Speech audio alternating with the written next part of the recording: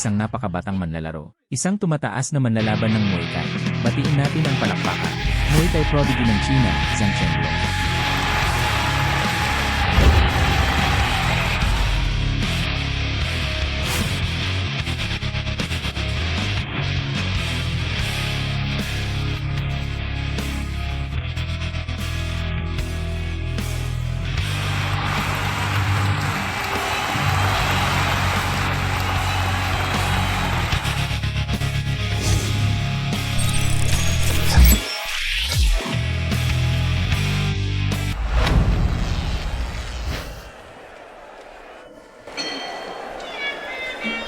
Kamusta sa lahat mga manonood? Maligayang pagdating sa Sichuan Satellite Mill.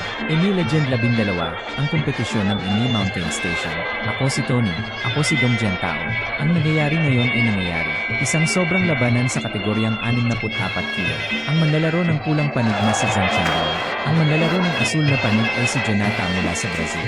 Ito ay isang 64 kilo na kagamitan. Isang tugma na may purong mga patakaran ng Muay Thai. Alam mo ba ang mga dalisay na panuntunan ng Muay Thai? Kung ikukumpara sa aming mga freestyle fights, maaari kang magdagdag ng mga elbow strike at isang serye ng mga pag-atake ng puho. At pagkatapos ay mayroong malapit na pamamaraan ng yaka. Ito ang asul na side player. Siya ay 32 taong gulang ngayong taon. Ngunit naunawaan ko, siya ay 17 taong gulang. Sinimulan kong matutunan ang purong mga patakaran ng Thai para sa mga kompetisyon. Kaya siya ay talagang isang veterano, isang matandang sora. Medyo mayaman ang karanasan ko. Ang Muay Thai fighter natin, si Zhang Chenglong ay isa sa ilan sa China. Isang manlalaban na may dalisay na background sa pagsasanay sa Muay Thai. Siya ay 19 taong gulang ngayong taon. Sa larangan ng pag-aaway sa bansa, kilala na siya sa mga boxing fans. Mukhang lumaban si Zhang Chenglong. Ito ang mid-game sweep sa pagitan ni Zhang Chenglong at ng kanyang panay. Si Pain ay lubhang kapaki-pakinabang. Ngayon, ang estilo ng sipa ng asul na koponan ay talagang kakamihan. Nang mabigo siya, agad siyang tumalikod. Iniwasan niya ang malawakang pag-attack ni Zhang Chenglong.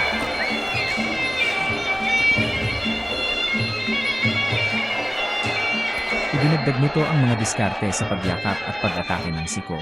Kung ikukumpara sa mga Pinoy, ang mga atleta na nakikipagkompetensya sa ilalim ng purong mga patakaran ng Muay Thai ay nasa kompetisyon. Para sa kombinasyon ng boxing teknike, ang malapit na kombinasyon ng mga suntok at binti na ito, ang proporsyon ng teknolohiya ay magiging mas mababa. Dahil kapag malapit ka na, ang kanyang kalaban ay mahusay sa mga malapit na pagkakahawak at pag-atake ng siko. Makakaapekto ito sa iyong mga diskarte sa boxing at mga pamamaraan ng pagsasama ng mga suntok at binti. Malaki ang papel na ginagampanan nito sa pagpigil sa kaaway. Sa puntong ito, ang mga referee ay hindi tumawag ng timeout. Sa sandaling makarating ka sa gitna ng distansya, ni hindi man lang namin hinintay na ilabas ang kombinasyon na ito para mailabas ang kapangyarihan nito. Ang pag-aaklas ng kalaban. Ito ay isang mapang-akit na pag-ugal at kontrol sa pagpuposisyon. Inilalagay ka nito sa isang napaka-passive na posisyon. Ang mga bagay na ito ay tinatawag nating peripheral technology. Para sa Muay Thai, ang mga panloob na pamamaraan ng purong mga patakaran ng Thai ay napakahalaga. Panoorin ang solong pagkilos ng pagwawalis ng sipa ng magkabilang panay. Pabalik-balik, pero ganito ang sabi ni Zhang Chenglong. Tingnan natin ang sweep kick mag-isa. Ang epekto ng pagwawalis ng sipa ni Zhang Chenglong. Ito ay lubos na nakakaakit ng mata. Matapos ang bawat pagwawalis at sipa ay lumapat. Ang lahat ng ito ay matibay at matibay. Si Zhang Chenglong ang nasa entablado ng pinili. Kilala siya sa kanyang malakas na pamamaraan sa tao. Ang estilo ng paglalaro ay napakatapat at matapos.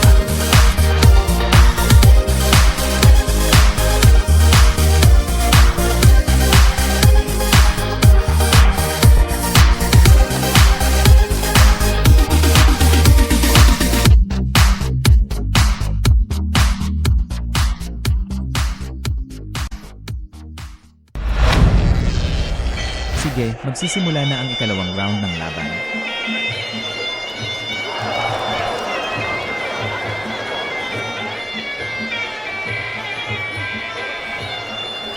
Alam namin ang tungkol sa mga kompetisyon sa Muay Thai. Mayroon ding mababang sweep. Kumusta naman ang mga patakaran ng purong Muay Thai matches? Dahil karaniwan itong isang 5 inning na tugma, kaya kapag nakikipagkompetensya ang mga mandirigma ng Muay Thai, dumating ito dahil sa pisikal na kalagayan na ito. Kabilang ang paglalaan ng pisikal na lakas sa panahon ng digmaan. Dumating ang ritmo ng una at pangalawang laro. Ito ay medyo mabagal. Nakita namin ang magkabilang panig sa unang laro.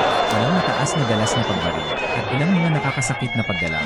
Pero ngayon ay ang pangalawang pag-ikot. Sa simula pa lang, natagpuan na ng magkabilang panig ang kanilang ritmo. Pinabilis nito ang bilis ng pag-atake nito. Dahil tayo ay Legend, ang Muay Thai match na ito ay may tatlong rounds, kaya't sila ay nasa relasyon. Pagsunod sa mga tuntunin ng Muay Thai, tungkol sa mga lokal na patakaran ng Muay Thai, pag-usapan natin ang ritmo. May mga pagbabago na kailangan gawin. Pabilisin ang bilis. Ngunit ang asul na side player na ito ay umangkop sa 3-turn rule. Umangkop siya ng maayos. Ngayon ang sitwasyon ay naroon na. Pagkatapos ay sinuri niya at sinubukan ng tubig. Kontrahin ang mga re-attack ng magic ng binti ng magkabilang kami. Kanina, iniling lang ni Zhang Chenglong ang backhand ng kanyang kalaban sa pamamagitan ng isang tuwid na suntok. Subukang gumawa ng isang pag-atake gamit ang front elbow ng forehand. Ngunit napilitang umatras ang kalaban. Hindi nagtagumpay ang paglikha ng distansya. Ngayon ay pinipilit ni Zhang Chenglong ang hakbang-hakbang. Sige, si Zhang Chenglong ay nagtapon ng isang tuwid na suntok gamit ang isang backhand. Natisod siya matapos tamaan ang kanyang kalaban. Maganda, ang magkabilang panig ay pumasok sa isang mahigpit at yakap na pag-atake sa loob.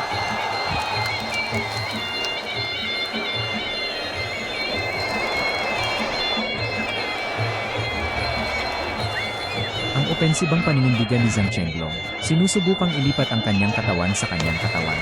Nagpapahiwatig ito ng backhand punch. Ilipat ang suntok sa likod ng kamay. Malaki ang epekto nito sa kalaban.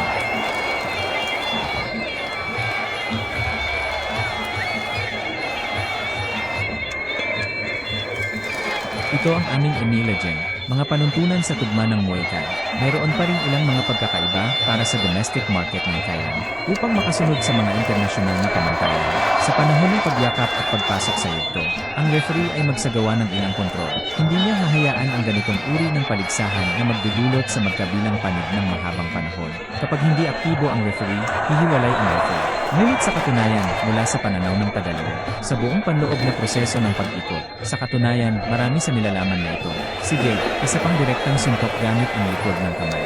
Isa pang backup punch.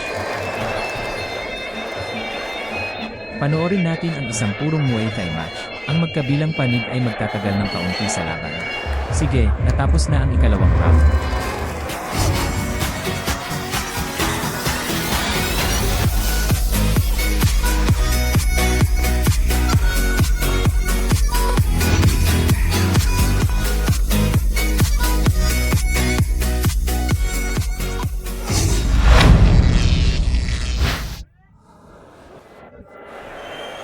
Ngayon, ang huling pag-ikot.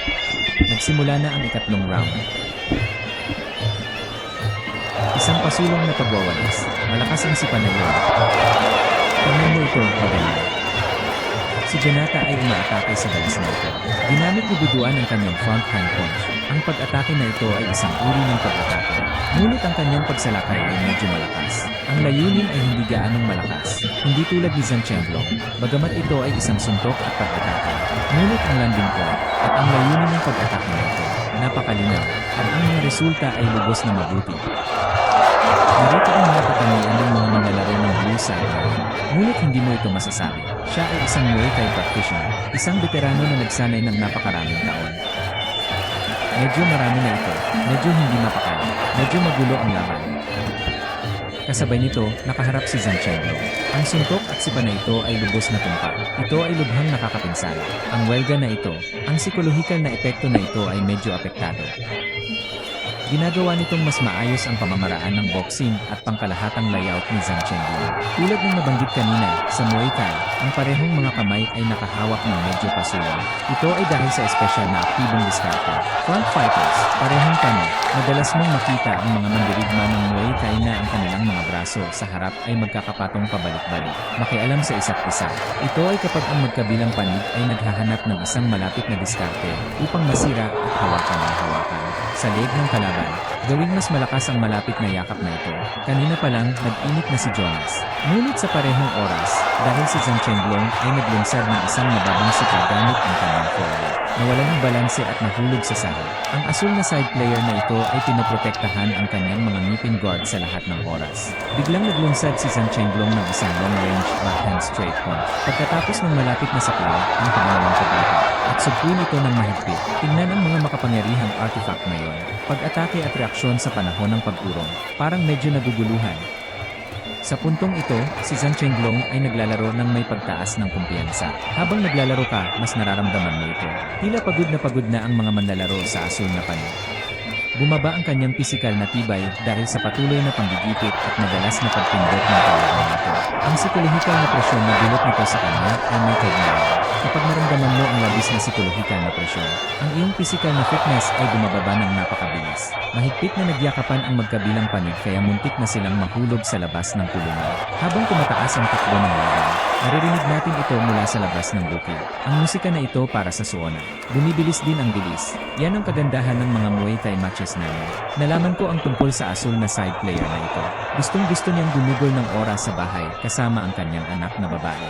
Ang isang anak na babae ay 7 taong gulang at ang isang anak na babae ay 7 buwang gulang. Kaya para sa kanya, mahigit 10 oras na lumilipad papuntang China para makipagkompetensya.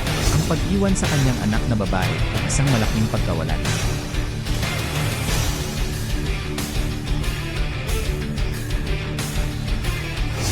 Matapos ang matinding laban na ito, sa wakas ay lumabas na ang mga resulta ng aming tugma. Tila walang suspense sa laban na ito. Referee no 1-29 hanggang 28. Nanalo ang referee no 2-30 tandang bawas 28. Referee no 30 hanggang 27. Nanalo ang pulang panig sa laban na ito. Bigyan natin ng palakpakan ng China. Ang pinakatumisang Muay Thai kid, Zhang Chenglong.